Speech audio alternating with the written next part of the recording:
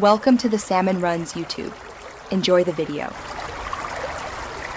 In this video, I will explain how to make Roblox thumbnails on mobile. First, let's understand why optimizing for mobile is so important.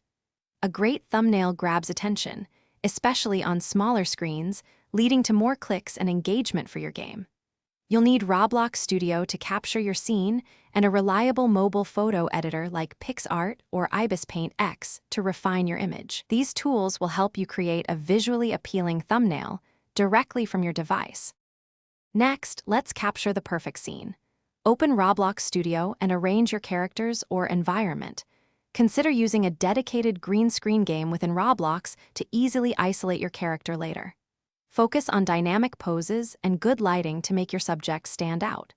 Once your scene is ready, take a high-resolution screenshot on your mobile device. This initial image is the foundation for your eye-catching thumbnail, so make it count. Now it's time for mobile editing.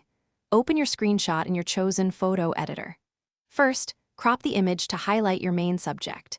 Use the background removal tool to isolate your character, then add a compelling background.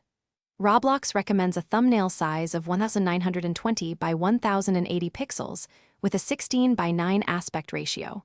1, 3, 4, 7 add clear, readable text and engaging stickers. Experiment with filters and effects to make your thumbnail pop on any mobile device. Finally, let's get your thumbnail uploaded.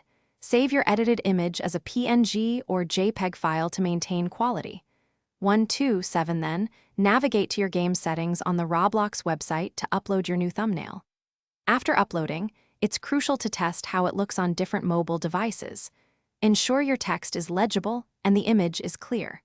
By following these steps and continuously refining your designs, you'll create engaging Roblox thumbnails that attract more players on mobile. Thanks for watching. Consider subscribing if we helped you.